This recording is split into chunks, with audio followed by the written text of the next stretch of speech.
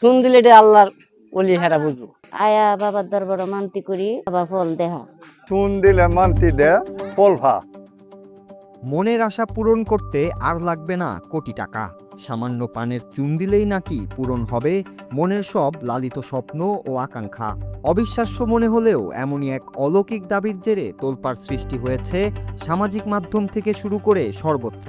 কিশোরগঞ্জের কটিয়াদী উপজেলার সিকেন্দারপুর এলাকায় অবস্থিত হযরত মিয়াচান শাহ রাদিয়াল্লাহু তাআলা আনহুর পবিত্র মাজার শরীফকে কেন্দ্র করে সম্প্রতি তৈরি হয়েছে এক অদ্ভুত আলোচনা ও সমালোচনা। স্থানীয় বাসিন্দাদের একাংশের দাবি, এই মাজারে এসে চুন দিলেই নাকি কাটছে জীবনের সব জটিলতা, মিলছে মনের মানুষের খোঁজ কিংবা কাঙ্ক্ষিত সাফল্য।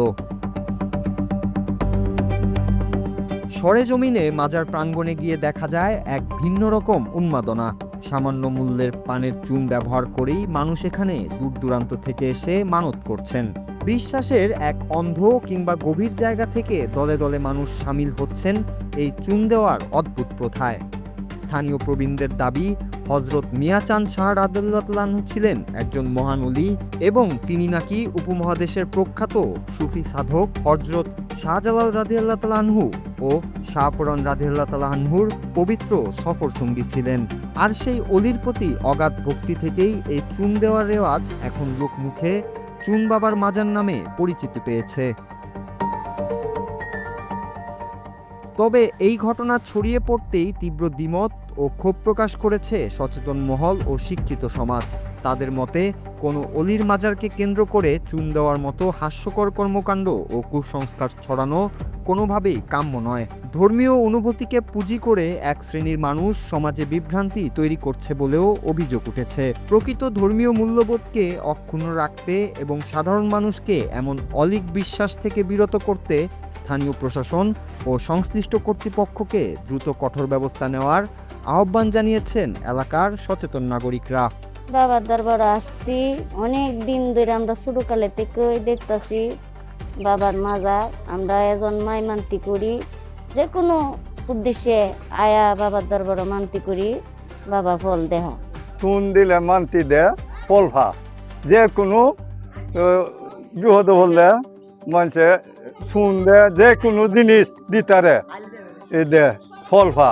ফল ভাই এনে আসান পা মানুষে। মাজার শরীফ হয়েছে 750 বছর হয়েছে মাজার শরীফ হয়েছে। এই আগের থেকে চুন দিতেছে, আমরা এর আগে তো কোথায় নাকি এলি দে চুন মানুষের এই চুন দেয়া, এই চুন দেয়া এই বাউন্ডারি লেখে যে কোনো বিপদ হলে ফল পাও মানুষ হলে। প্রতিদিন হয় 7-8 মন 10 মন চুন আসে। শুক্রবার দিন হয়তো বেশি হয়, 10-15 মন আয় পরে, 20 মন আয় পরে। যা যেটা মানতি পাতার থেকে লিয়ে ফল ফাদি যা আছে ইত্যাদি খাওয়ন টাউন যা আছে সম্পূর্ণ হয় চুনটাই বেশি দেয়। ওই টাকা দিতেছে, কেউ ছাগল দিতেছে, কেউ গরু দিতেছে। চুনের মাজার এটা আল্লাহর রস্তের, মানে আমরা জানি একটা মানিয়ত করলে আল্লাহর ইবাদত আল্লাহ করে। চুন দিলে এটা আল্লাহর ওলি হেরা বুঝবো। একদিকে অলৌকিকতার অকাট্য দাবি আর অন্যদিকে কুসংস্কারের বিরুদ্ধে তীব্র প্রতিবাদ। দুই পক্ষের এই লড়াইয়ে এখন চরম উত্তপ্ত সেকেন্দারপুর এলাকা। ধর্মীয় অনুভূতির পবিত্রতা রক্ষা বনাম লোকজ বিশ্বাসের এই দ্বন্দ্ব এখন স্থানীয় প্রশাসনের জন্য বড় চ্যালেঞ্জ হয়ে দাঁড়িয়েছে। চুন বাবার এই মাজারকে কেন্দ্র করে তৈরি হওয়ায় ধোঁয়াশা শেষ পর্যন্ত কোন দিকে মোড় নেয় এবং প্রশাসন বিভ্রান্তিকর কার্যক্রম বন্ধে কি পদক্ষেপ গ্রহণ করে, এটি এখন দেখার বিষয়। Noor Raju, Bangla TV, news desk.